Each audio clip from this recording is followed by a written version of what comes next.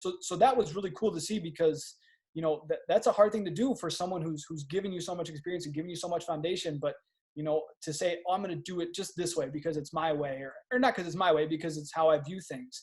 So that was really cool to be a part of. And then I think from the basketball side, you know, I don't know, we finished this year, my first year there, we were top 5 in the country in defensive efficiency. So I think the attention to detail, you know, like our film sessions, I'll go back and I'll rewatch the game, and then we'll go into film and I'll be like, what? How did I not see? You know, I watched that same play, but how did I not see that? So I think obviously through coaches 20 some years as an assistant coach, 24 or 5 maybe as an assistant coach before he got the head job, he just had to be so detail oriented and kind of just like my path. You know, coach was a former non-player too, so he had to have all those little things. He had to be really good at film and X's and O's. So I think that, you know, kind of like just how we talked about too in my path, coaches had to emulate a lot of those same things that I need to have to be a head coach. And I think the success that he's had in the 5 years he's been at Wisconsin is unprecedented. I don't think he gets nearly the credit that he deserves. And, you know, like I said, I was really, really thankful to be a part of that for the 2 years. And I have to share one story as well, because you bring up something that Coach Mack taught you, what, you know, staying true to the process, staying true to, you know, just remaining consistent in your daily approach and how valuable that can be in the course of a basketball season. My guess is that Coach Gard is very similar. And the reason I say that is because when I was at Oregon, you know, I watched a team in my second year who struggled. I mean, we really struggled there for a while. I think we lost 5 or 6 in a row. We gave up 62 points in the second half at UCLA. And it was one of those feelings where it was like, geez, man, like we might not make the NIT. I mean, if we, you know, we finished the season in a bad way, we don't make a postseason tournament. And Coach Altman came to practice every single day the exact same way. He approached every practice the same way. He always, you know, walks on the floor. He's clapping his hands, you know, come on, fellas, let's go. Here we go. Here we go. You know, I can just hear it in my mind. And then all of a sudden, like you guys, you know, we rattle off. We win our last 2 games of the year. And then we go and we win 4 games in Vegas in the Pac-12 tournament. Never been done before. We played every game past 9 p.m. We finished at midnight. You know, by the time we got the scouts done, it was 2, 3, 4 a.m. And then we turned around and did it again. And then all of a sudden we find ourselves in the Sweet 16. And I think as a coach, some of the best coaches that I've seen and some of the best coaches from stories that I've heard are the ones that can remain consistent. They approach the day the exact same way, because that just gives a feel to the players of, you know, it's not as bad as we think it is. It's definitely not as good as we think it is, because I think it could be said on the other end too. You win 5, 6, 7 games in a row, you got to act the same way, you know, because you've heard this, and I know a lot of people have. It's never as bad as it seems, and it's never as good as it seems. And I think that that's something that the best coaches do, is they approach every day the exact same way, and that kind of reflects with the way their players approach each day. And so that's something that obviously Coach Mack taught you, Coach Altman taught me as well.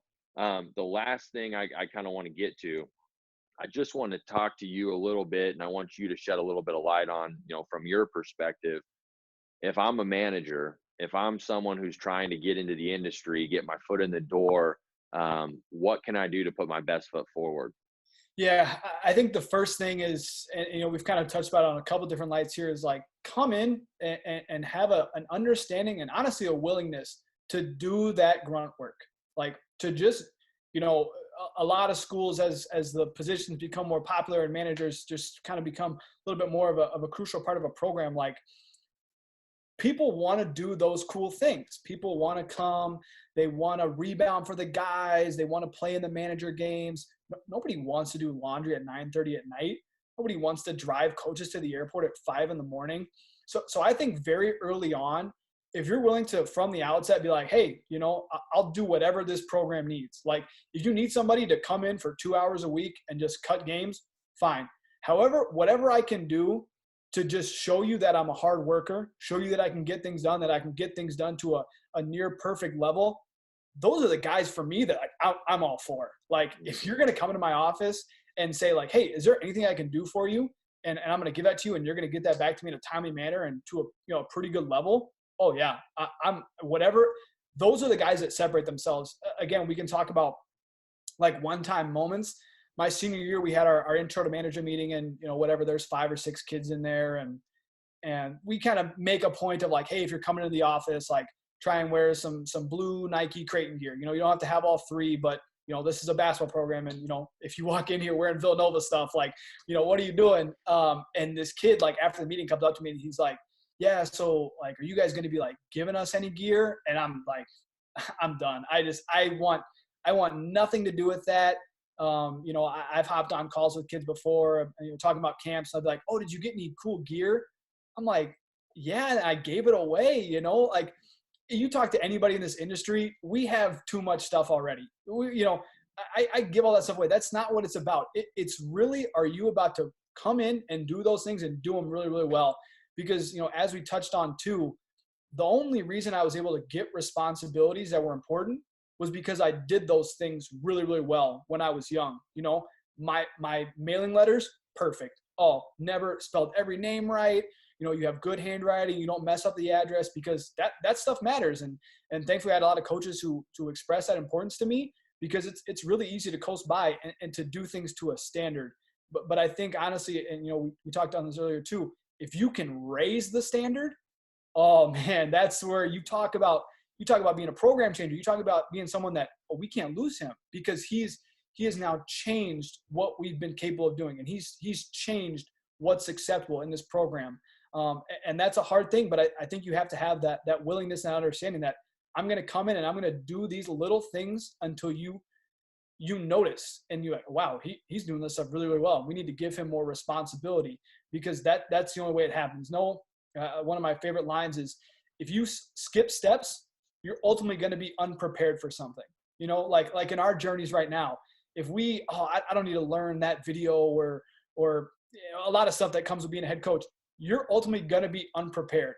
So take those small tasks, embrace them, do the best of your ability, and it'll come. People will notice. I have no worries that if someone's doing the little things on a daily basis consistently, they're going to find success. And I view that for both players and for managers.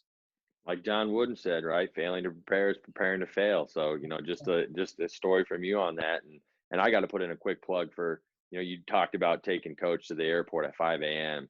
You know, I'm going to just be honest with if you have the opportunity to drive your head coach to the airport, whether it's 5 a.m. or 5 p.m., really think about, you know, because this is something I can remember all the trips Coach Altman and I made down to Medford at, you know, 4:35 a.m. You rarely get time just one-on-one with a basketball mind like that. And I think a lot of people, you know, they look at it as, gosh, man, it's 4 a.m. Do I have to get up at this time to, you know, I guess I encourage people to look at that as, I get to get up and have one-on-one time with a basketball head coach, with a college basketball head coach. And if it's lucky enough to be with someone like Coach Altman, Coach Mack, Coach Guard, you know, whoever it is, you know, take advantage of that time, you know, because that's one-on-one time. And you know how things are in today's age. You know, there's always something going on. There's always someone pulling at those guys. Take advantage of it, you know, because that you don't always get those opportunities. So moving into a couple fun questions, I just want to, you know, get your take on a few I want to get one point in before we get the fun question. Go ahead. I was on a call yesterday with a guy, and he brought that up. He said, never say no, because here's the thing is, you know, and we've talked about building up rapport. So what it's going to be is coach going to walk in one day and he's going to say, hey, go get me lunch. All right, boom, here we go. Next day he's going to come in and say, hey, you know, we're all going to lunch, come in. And then that third time he's going to say, hey, you and I, let's go grab lunch together. Because that's the progression, right? And as you talked about, those are, you can't get those moments. I mean, those are hard to really get individual one-on-one time with your coach. And I just think, like you said, that's a huge opportunity, because they're expressing a comfort level with you and an interest level at you that if you ever sacrifice, you know, this guy on the call yesterday said, you know, as uncrappy or as crappy as it is, the first time you say no, they're going to go to someone else, and you may never get that back.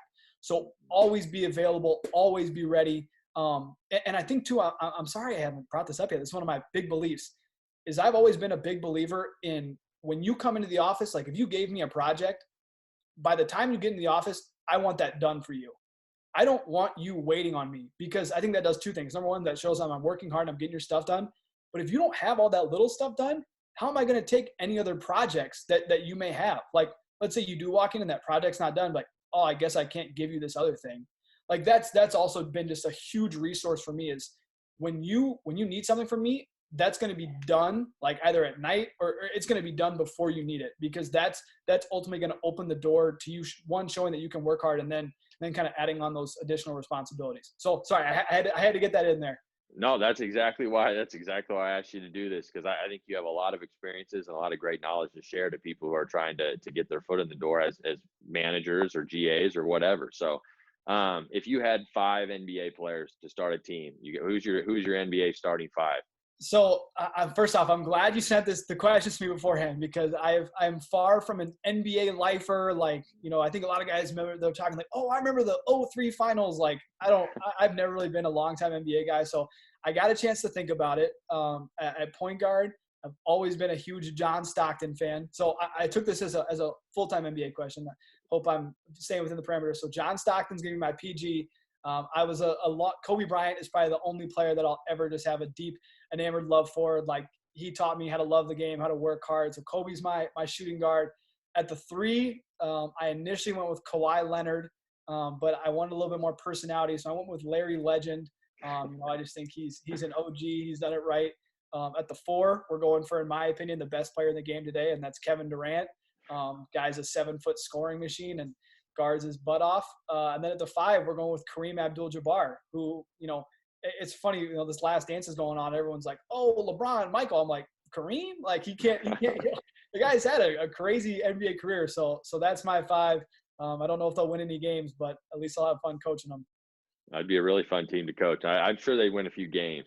Who have you learned from as you kind of have come up as a student of the game, as a manager? Who have you learned from that you think other people should learn from?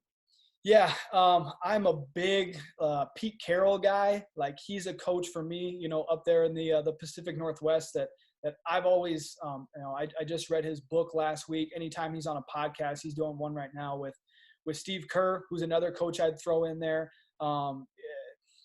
There's too many. I think every coach, and this is kind of the beauty of your own coaching path, is there's so many people who, like, I'll just grab one thing from. Like, obviously I have my big names, like Dabo Sweeney's another one. Abraham Lincoln, I'm kind of enamored with, but you look, I see the background there, Tom Osborne, he's got a lot of great books and podcasts and stuff like that. So I think being able to find somebody and maybe it's not a perfect fit, maybe like, man, I really don't like the way he does a lot of stuff, but that one line he had, that's really powerful. And I'm going to add that in. So I'm, probably just like you and me, we're lifelong learners, and our notes and podcasts and books go through the kazoot. But, that's just kind of, how I've learned, is just being able to take a little bit from everybody that I can. And this will be a tough question for you then. And I know you've had a little time to think about it, but, books or podcasts that you find yourself going back to, or, maybe it's a book that was just kind of monumental in your life, something that you pulled a lot of stuff from. Just touch on a couple things that you go back to. Yeah. And like I said, I'm thankful you gave me, because if you just threw it on me, my mind would just start going all over the place. So the first book, honestly, for me, that really started a lot of my self-development was Getting to Us by Seth Davis. And he kind of uniquely profiles. Yeah. Unbelievable. It's funny. I was not a reader my whole life. High school, college, didn't touch one, didn't own one. I see Shoe Dog there too. I love Shoe Dog. I have Getting to Us. I was checking to see if it's on this shelf or it's the one at my office. Getting to Us was just a phenomenal book for me to show, like, everyone's got a different path, right? And even though all these coaches, they're all great and they've all achieved unbelievable success, they've all done it in just remarkably different ways. I mean, Dabo Sweeney and Brad Stevens, you would think just from the outsider, aren't even from the same planet. But as you get to their inner core, you come to find these common threads. Another big one for me that I'd recommend for a lot of people is Start With Why by Simon Sinek. Just a really good book to understand that, we all have a deeper purpose in coaching. And I think getting to the core of that, whatever it may be, and really defining that is super important. I think, thankfully I had enough teachers at a young age who were able to get me to vocalize things and to get me to actually, like, not just feel something, but to actually think it through and write it down. Start With Why was a really good book for there. And then